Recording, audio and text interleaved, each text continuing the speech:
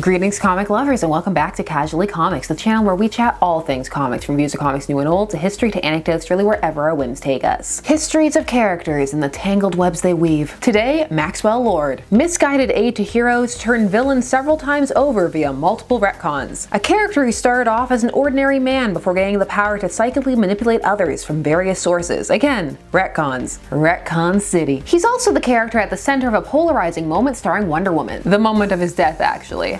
Next snap. But his story continues on past that. We're gonna get into all of it. But before we get started, I'm Sasha, and if you're enjoying this content, you know what to do. Hit that like button, hit the subscribe button to join us on this comic book journey. Maxwell Lord IV first appeared in Justice League number 1 in 1987. He was created by Keith Giffen, J.M. DeMatteis, and Kevin Maguire. This iteration of the Justice League would quickly become known as the JLI, the Justice League International, and the book would become known for its more lighthearted tone. But the book could and was serious at points as well. The comedic tone that was employed was largely due to Giffen. He was trying to introduce some new personality archetypes to some of the characters. This team arose out of the fallout of Crisis on Infinite Earths in 1985, which served to restructure the DC Universe, collapse the multiverse into one Earth. But they more specifically come off of Legends, the first big event to follow Crisis on Infinite Earths. We've touched upon it on this channel, but a lot of what would become changes for the status quo occurred in Legends. The first introduction of post-Crisis Wonder Woman, the new incarnation of the Suicide Squad, and the beginnings of the formation of a new Justice League. Maxwell Lord is introduced as the team is being formed and is floundering a bit. He comes in as a businessman with an interest in the team and is seen working both in front of and behind the scenes to influence them. He insists Booster Gold make a good addition to the team, sneaks around to try to interest Dr. Light. That's the Kimio Hoshi heroic iteration of the character. Maxwell Lord starts out as a civilian who is backing the team financially. He's trying to strengthen them internally and publicly, increase their cred and their reach, as well as getting them to work within the sanctioned laws of the world. Lord's family backstory would fluctuate a bit, coalescing slowly and being less paramount than his business rise and AI ties. You would get snippets of it here and there, but it wouldn't become a central focus as it would later on. You're not quite sure what to make of Max at the start. Is he good or bad? You see businessman and the tropes start to whisper in your ear.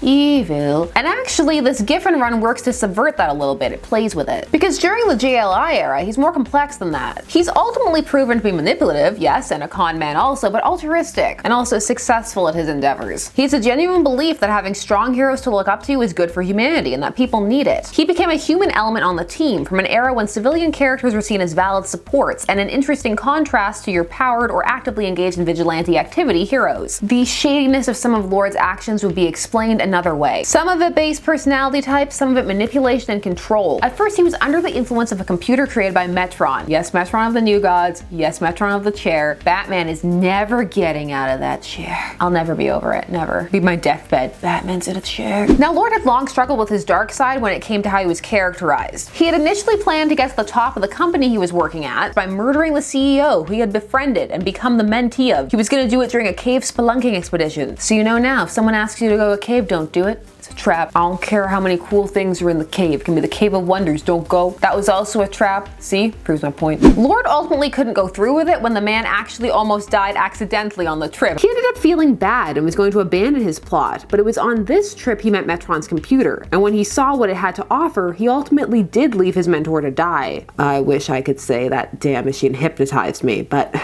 it didn't. Not in the conventional sense. What it did was show me things. Possibilities, potentialities, and yes, power. And suddenly I forgot about my compassionate rescue, and suddenly the new Maxwell Lord was born.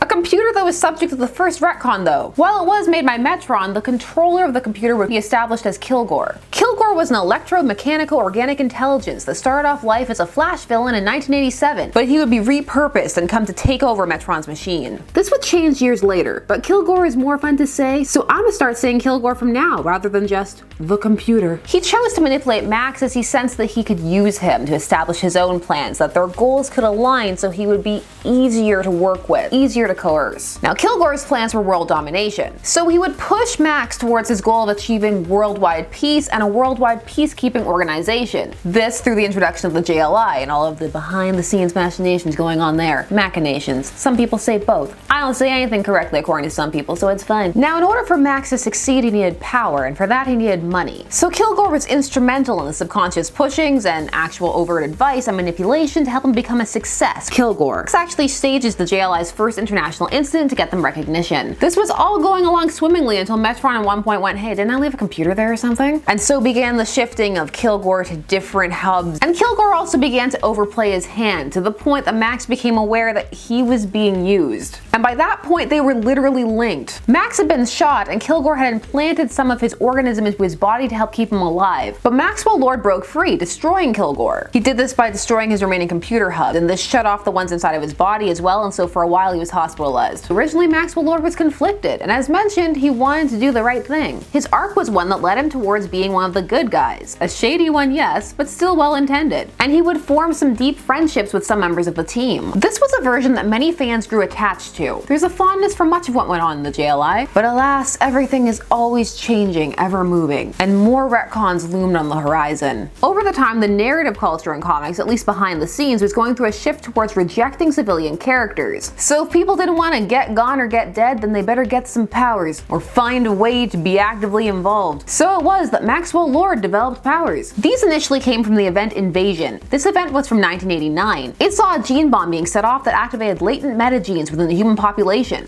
One of those people was Maxwell Lord. So Lord would get these powers and begin discovering them in JLI 24, supposed to be under the influence of the computer soon to be known as Kilgore, and they would factor in as the book would be retitled post JLI 25, where the book would be renamed Justice League America, which it would remain called for the rest of the run, and there would be a spin-off book called Justice League Europe. These books would also see shifts in creative teams and tones, and of course changing comic book trends as the books moved into the 90s. Now as for what these powers could do, Lord was now able to influence and control the minds and perceptions of others. Initially, this caused him great physical strain. He would bleed, out the nose mostly, but if he kept it up past his capacity, it would come out the ears, the eyes, the mouth, bleh, blood. Here in the JLA era, a shift would begin to take place in Lord, as it appeared that over the years, writers became less and less clear what his function was, but it was a gradual turn, as Lord would begin to experience more and more bizarre and dramatic plots. His next big one also involved going to the hospital. Lord then got shot and was in a coma, and his body was taken over by Dreamslayer, part of the Extremists gang. Dreamslayer was an homage to the Marvel character Dormammu. He supercharged Max's powers and would use them to cause the JLI to lose their charter and almost break them apart as he forced them to battle each other. While Dreamslayer was ultimately stopped, Max's powers were burnt out, briefly. Oh so briefly. The powers became a core part of his character. But for the interim when they were gone, he was shaken, remorseful at what he'd been forced to do, and threw himself into helping the League. But his character, as mentioned, was shifting, as was the comics landscape around him. He was now presented as more desperate, more sketchy. The team came to resent him, and some of his earlier actions came into question, and some of his underhanded dealings came to light. And he began to be linked to Arcana, a shady business cabal with ties to Aztec gods.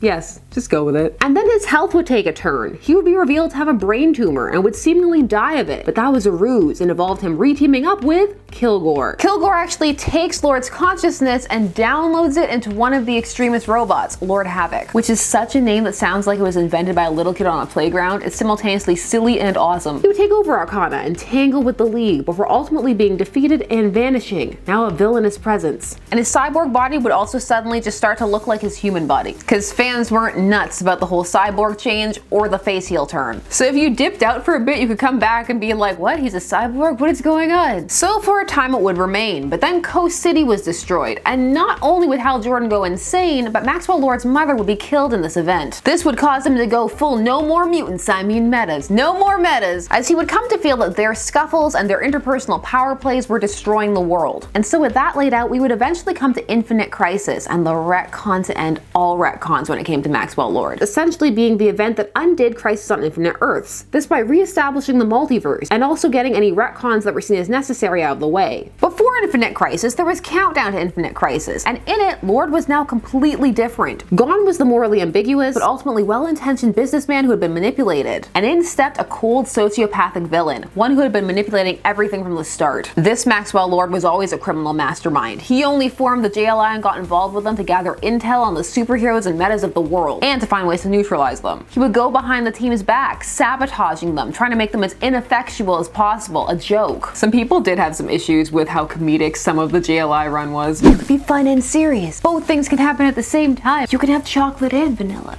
and whatever center flavor they're putting in the Neapolitan that day. This lord also was made not only a member, but the head of the organization Checkmate, the Black King. At this point in DC's history, Batman had been rendered even more paranoid. This was due to learning that his friends and allies mind-wiped him during Identity Crisis. So he created Brother Eye, a satellite to monitor superhuman activity. When Lord learned about this, he had to infiltrate it, and he did. He then created an army of Omax. This was a nanovirus that infected humans and turned them into cyborgs with one purpose: kill metahumans. Here in 2005, two iconic Maxwell Lord moments occur. When his deception is uncovered by the second Blue Beetle, Ted Kord, founding member of the JLI, Lord murders him in cold blood, shoots him on panel in the head, in a shocking display of brutality and a medium becoming more and more brutal. And many fans were starting to feel more and more divorced from its kid-friendly, or at least all ages friendly roots. The second requires a bit more explanation. Lord had been honing his powers throughout this. He no longer burnt out quite so easily. He got to a point where he could control Superman for an extended period of time. He was planning on using Superman to kill, to completely undermine humanity's faith in heroes. Diana, Wonder Woman, discovers this, which leads them to a confrontation wherein she ends up wrapping him in the lasso of truth, and he tells her his intent to keep coming, to use Superman to kill and to never stop. She asks him how to stop him, how to break his control, and he says, "Kill me," and so she does. But the event is broadcast, so he gets what he wanted anyway. This is a hugely polarizing moment for many reasons. Some love it and feel Wonder Woman did exactly what needed to be done, and it is in her character totally. She's a warrior, and sometimes compassion can paradoxically mean killing, while others hated it and felt it was character breaking, an undermining of Diana and the legacy of heroism. Some just had a problem with the events that unfolded after. It's honestly a big moment, maybe worthy of a video of its own. Let me know if you want that to happen. This moment links Wonder Woman and Maxwell Lord together. It's iconic, like it or not. Fans of Lord didn't love this either. Some had never gotten on board with this new evil Maxwell Lord and were just hoping that this intense retconning would be over at some point. Superboy Prime punched a wall. Can he punch it again? Now, regarding those retcons, wasn't he a cyborg, I hear some of you asking?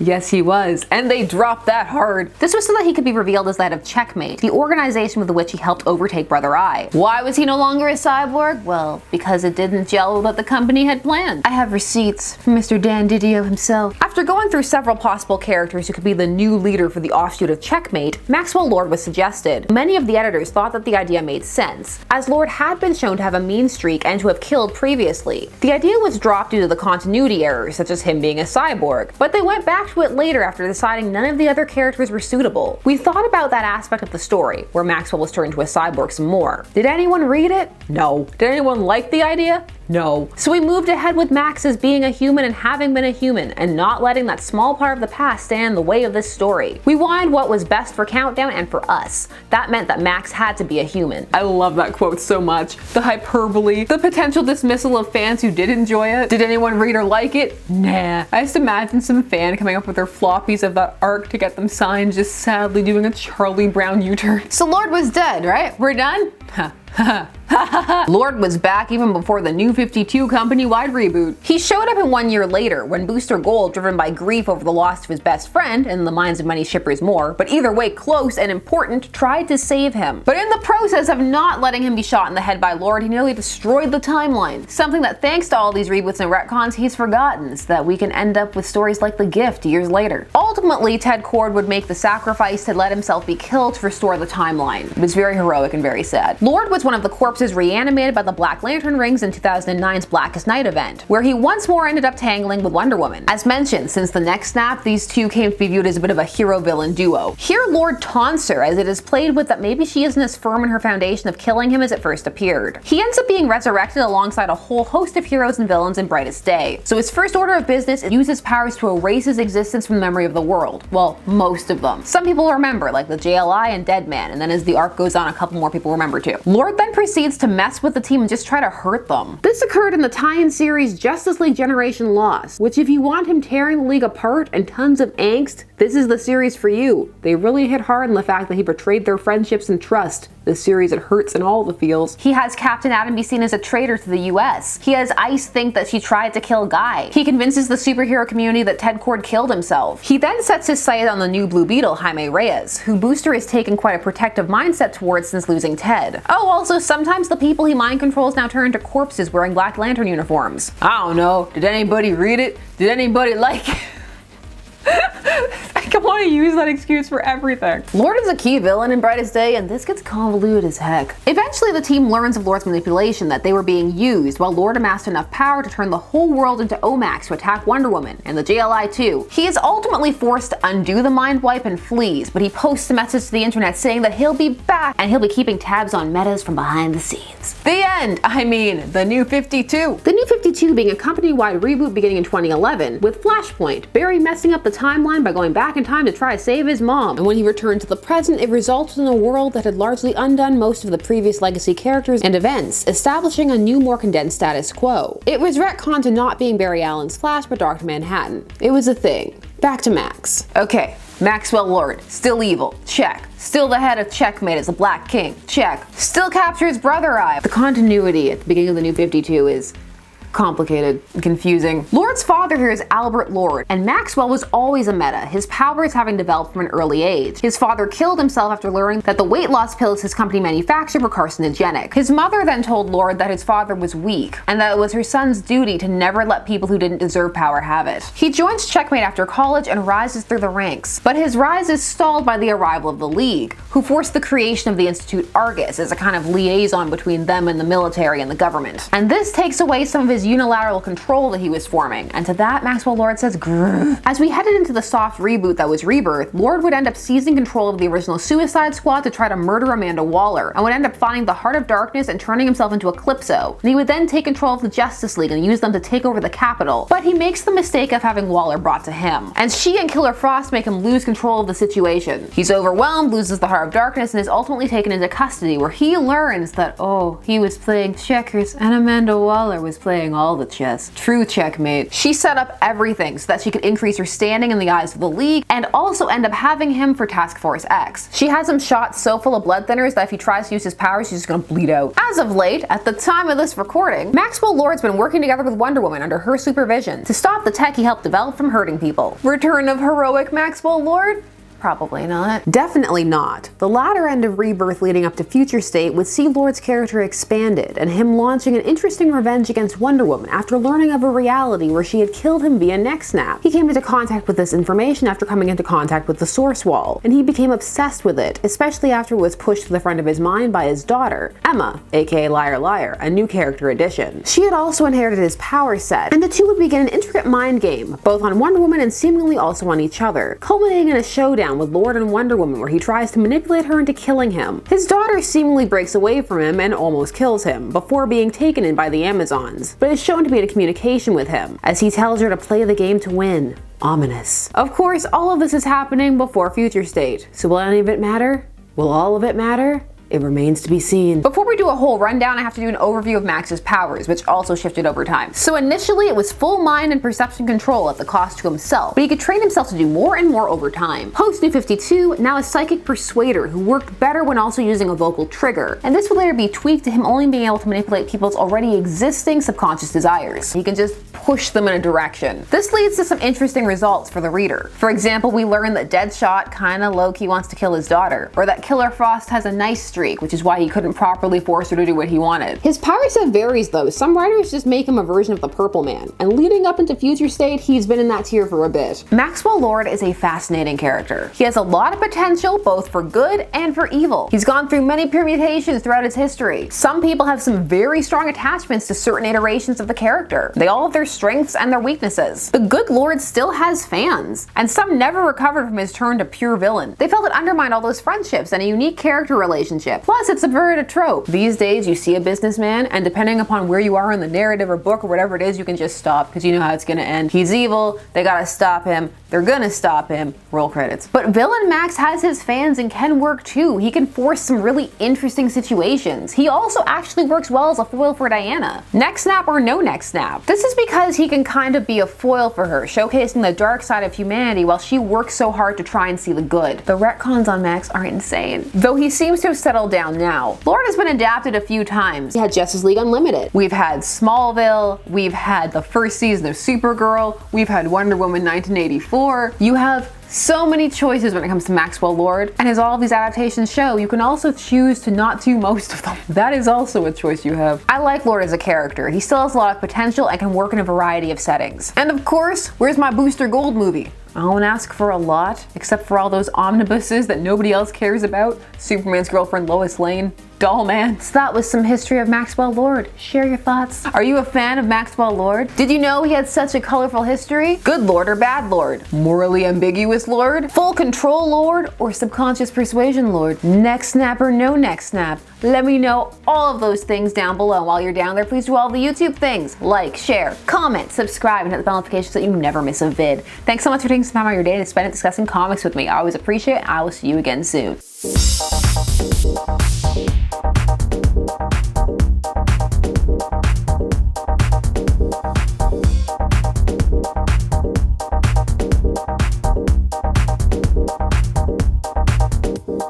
You